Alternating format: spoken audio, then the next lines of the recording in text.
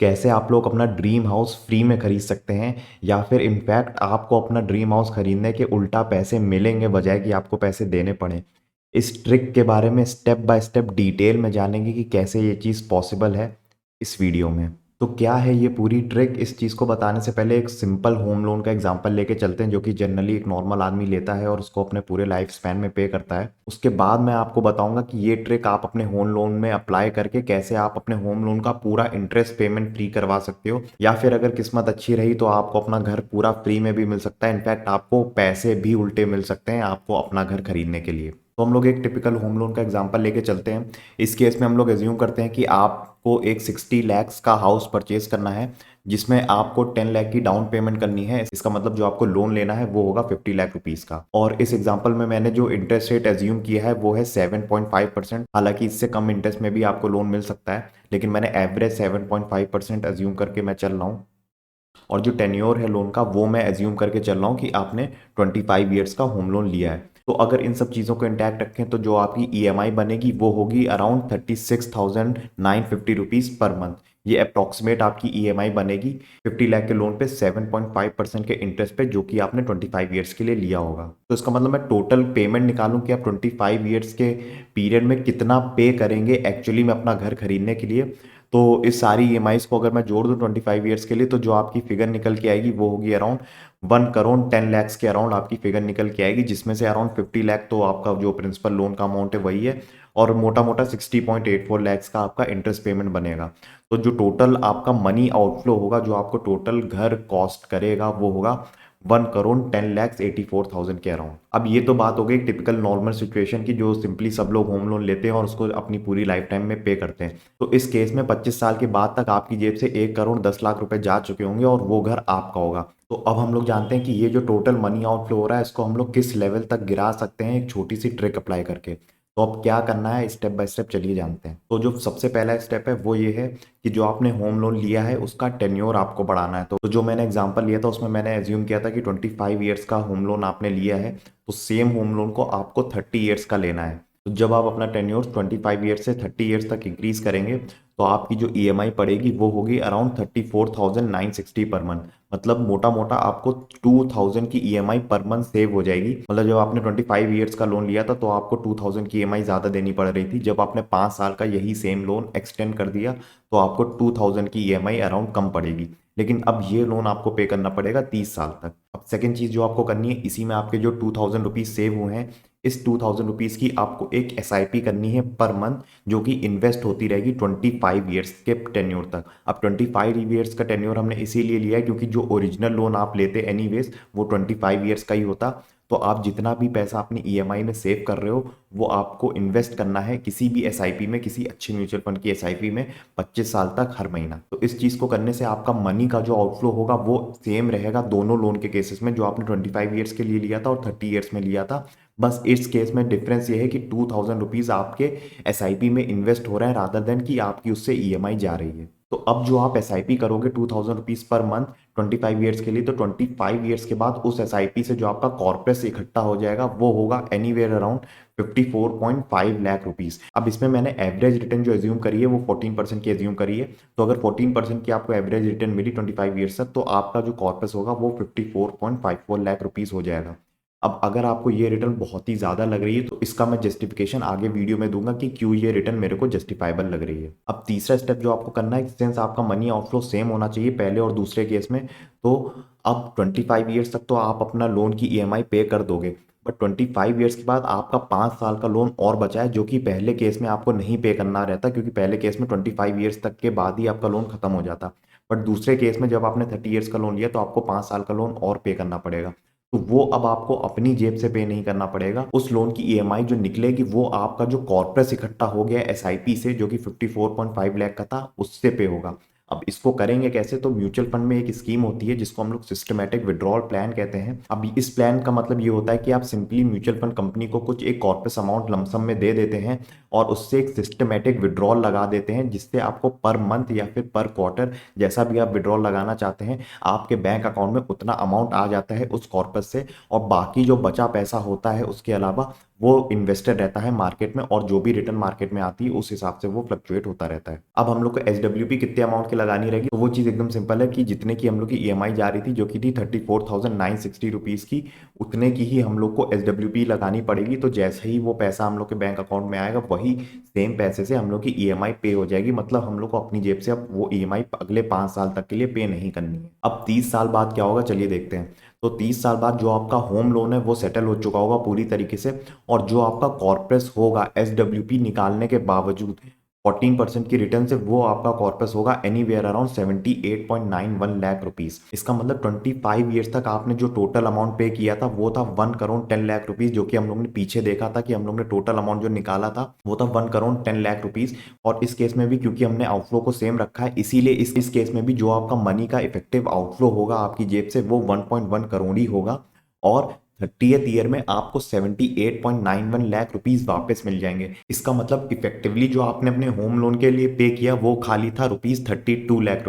अब ध्यान रखिएगा कि आपने लोन लिया था 50 लाख रुपीस का, लेकिन आपने खाली पे किए हैं 32 लाख रुपीस। मतलब इंटरेस्ट तो कोई पे ही नहीं किया है, इनफैक्ट आपने प्रिंसिपल में भी अराउंड 18 लाख रुपीस बचा लिए हैं। तो इस तरीके से आपको एक अच्छा खासा बेनिफिट हो सकता है अपने होम लोन पे। अब ये तो बात हो गई कि 14% के रिटर्न के हिसाब से जो मैंने कैलकुलेशन निकाली है। अब थोड़े डिफरेंट इंटरेस्ट रेट के सिनेरियोज एज्यूम करके चलते हैं कि उन केसेस में आपको कैसी रिटर्न मिलती, सेम ट्रिक लगा के। तो इस टेबल में मैंने डिफरेंट डिफरेंट इंटरेस्ट रेट के सिनेरियोज ले लिए हैं। 11%, 13%, 15% और 17% के डिफरेंट डिफरेंट इंटरेस्ट रेट के सिनेरियो लिए हैं, और सेम लोन अमाउंट रखा है। तो लोन अमाउंट आपका 50 लाख था, और इंटरेस्ट जो कि 7.5% था, वो उसका interest payment total 61 lakh rupees निकल के आ रहा था। तो टोटल जो भी पेबल था हम लोग का वो था 1.1 करोड़ रुपीज। अब अगर 11% की आपको रिटर्न मिलती है आपके सिप में, तो आपकी जो इन्वेस्टमेंट वैल्यू होगी 30 ईयर्स के बाद वो होगी 27 लाख रुपीज। इसका मतलब आपका जो नेट कैश आउटफ्लो होगा वो होगा 84 लाख रुपीज। तो इस केस में भी अगर 11% की भी रिटर्न आती है तो भी आपका 84 लाख रुपीज ही पेबल होगा। और वहीं अगर 13% की रिटर्न आती है तो इसमें आप देख सकते हो कि आपकी जो इन्वेस्टमेंट वैल्यू होगी वो होगी 57 लाख रुपीज, और आपका जो नेट आउटफ्लो होगा वो होगा खाली 54 लाख रुपीज।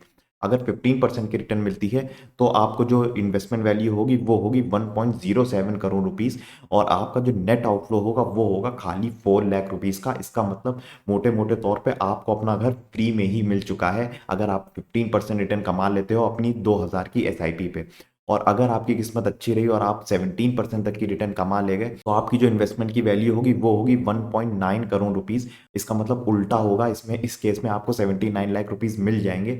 इसका मतलब आपको अपना ही घर खरीदने के लिए 79 लाख रुपीज मिल रहे हैं, और आपको अपनी जेब से कुछ भी पे नहीं करना है। और ये एकदम डुएबल और प्रैक्टिकल एग्जाम्पल है, इसमें कोई भी क्लीशे नहीं है, किसी भी तरह की इसमें कोई गिमिक नहीं है। एकदम पॉसिबल और प्रैक्टिकल एग्जाम्पल ये मैं शेयर कर रहा हूँ आपके साथ। अब ये जो मैंने केस एक्सप्लेन किया है इसमें जो सबसे बड़े दो सवाल आपके निकल के आएंगे कि इस रिटर्न जो आप मैं शेयर कर रहा हूँ इस रिटर्न की क्या गारंटी है, अगर मार्केट में हम लोग पैसा लगाते हैं तो रिटर्न तो हम लोग की गिर भी सकती है।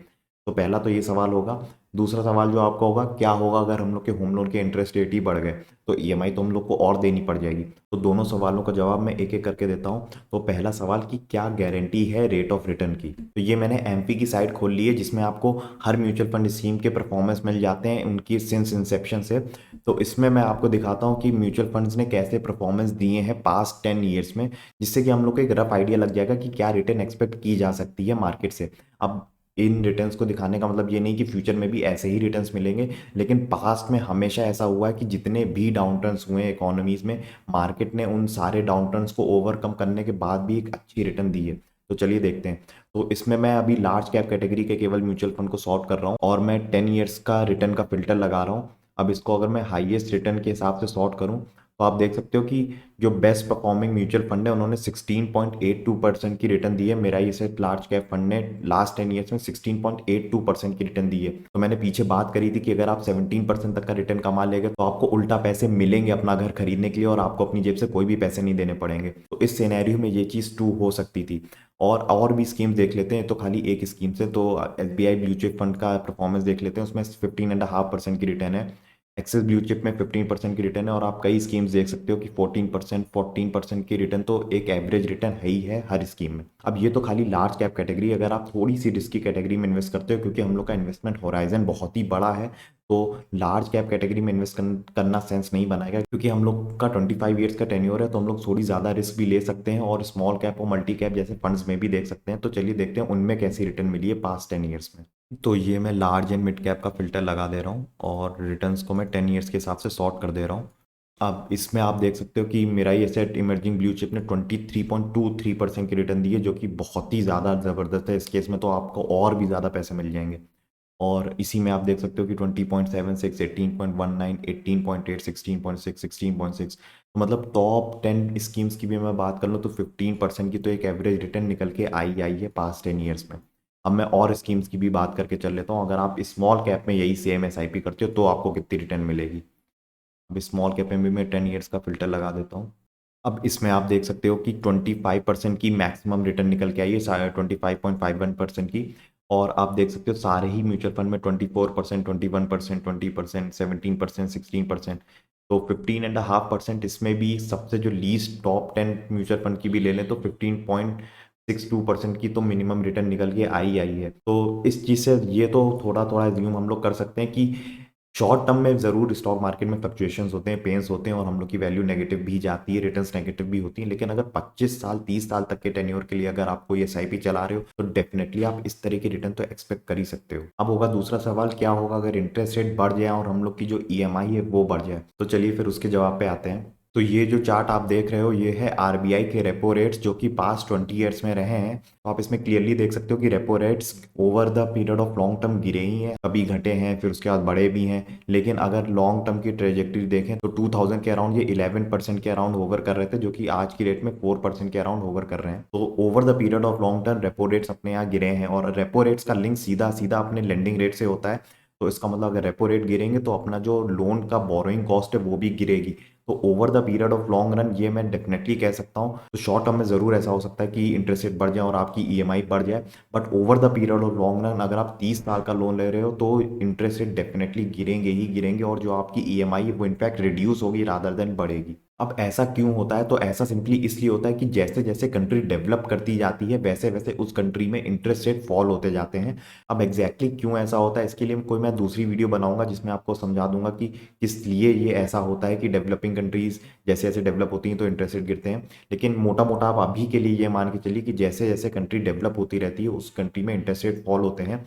अब इसको बैक करने के लिए मैं एक और आपको चार्ट दिखा देता हूँ। तो ये है यूएस के फेडरल रिजर्व के होम लोन का इंटरेस्ट रेट का चार्ट, जो कि वहाँ पे मॉर्टगेजेस के इंटरेस्ट रेट के चार्ट हैं। तो आप देख सकते हो क्लियरली 1985 से लेके 2020 तक ये ड्रेस्टिकली फॉल हुए हैं। तो जैसे जैसे कंट्री डेवलप और होती जाती है यहाँ पे इंटरेस्ट रेट गिरे हैं यहाँ पे भी, और आज की डेट में ऑलमोस्ट ये 2 से 3% के अराउंड ही हैं। और ये केवल यूएस की ही मैं बात नहीं करके चल रहा हूँ, अगर आप किसी भी डेवलप्ड कंट्री को ले लेंगे, फॉर एग्जांपल आप अभी करंट होम लोन अगर यूएसए की बात करके चलें तो 3 से 4% में आपको दिख जाएगा। अगर यूके की बात करके चलें तो वहाँ पे 1.5 to 3% है, सिंगापुर में 2% है। तो और ये सारी ही कंट्री डेवलप्ड है। आप और भी कोई डेवलप कंट्री के इंटरेस्ट रेट उठा लीजिए आपको इसी के अराउंड फिगर्स मिलेंगी। और अगर डेवलपिंग कंट्री का एग्जांपल लेके चलें तो इस समय अगर बांग्लादेश की बात करके चलें तो वहाँ पे 8.5 से 10% के अराउंड इंटरेस्ट रेट है। अर्जेंटीना में तो इनफैक्ट 30% तक के होम लोन के इंटरेस्ट रेट हैं, इतने ज़्यादा इंटरेस्ट रेट हैं। श्रीलंका में अराउंड 13-15% के इंटरेस्ट रेट चल रहे थे अभी तक। अब तो हालांकि उनकी इकोनॉमी पूरी कोलैप्स ही हो गई है। और अगर अपने इंडिया की भी बात करके चलें तो इंडिया में 2005 में अगर आप होम लोन लेते 2005 के एरा के अराउंड तो आपको एनीवेयर अराउंड 12 से 13% के होम लोन के इंटरेस्ट रेट मिलते। और आज की डेट में ये 7 to 8% के अराउंड फॉल हो गए हैं। और ये धीरे धीरे इवेंचुअली फॉल ही करेंगे, क्योंकि जैसे जैसे इंडिया डेवलप करता जाएगा वैसे वैसे हम लोग को इंटरेस्ट रेट गिरते हुए दिखेंगे। तो शॉर्ट टर्म में ये इंटरेस्ट रेट हालांकि ज़रूर इंक्रीज हो सकते हैं, जैसे अभी हुए भी हैं हाल ही में, क्योंकि आरबीआई ने अपने इंटरेस्ट रेट बढ़ाए हैं इन्फ्लेशन को कंट्रोल करने के लिए। लेकिन over the period of long run हम लोग को ये इंटरेस्ट रेट कम होते हुए ही दिखेंगे और जो आपका टोटल ईएमआई है वो एक्चुअली में घटेगी रादर देन वो बढ़ेगी। तो अगर आप घर खरीदने का सोच रहे हो तो इस सिंपल सी ट्रिक से आप कैसे अपना हाउस ऑलमोस्ट फ्री में ले सकते हो ये मैंने आपको बता दिया है। और अगर आपको इन किसी भी फैक्ट्स को वेरीफाई करना है तो आप इजीली ऑनलाइन जाके वेरीफाई भी कर सकते हो। मैं कुछ चीज़ों की लिंक्स भी दे दूंगा नीचे जिससे कि आप इजीली वेरीफाई कर सकते हो जितनी भी चीज़ें मैंने इस वीडियो में बताई हैं। अगर ये वीडियो आपको इन्फॉर्मेटिव लगी और इससे आपको थोड़ा सा भी बेनिफिट मिला हो तो आप इस वीडियो को लाइक ज़रूर कर देना। क्योंकि बहुत ही ज़्यादा मेहनत जाती है इन सारी वीडियोज़ को बनाने में। और अगर आपको लगता है कि ये वीडियो किसी और के लिए भी यूज़फुल हो सकती है तो आप इसको शेयर ज़रूर कर देना। इसी तरह के और अपडेट्स पाने के लिए मेरे चैनल को ज़रूर सब्सक्राइब कर दीजिए, और मेरे को और अदर सोशल मीडिया हैंडल्स पे आप फॉलो करना चाहते हो तो फॉलो भी कर सकते हो, यहाँ पे मैंने सारे हैंडल्स दे दिए हैं। तब तक के लिए बाय बाय।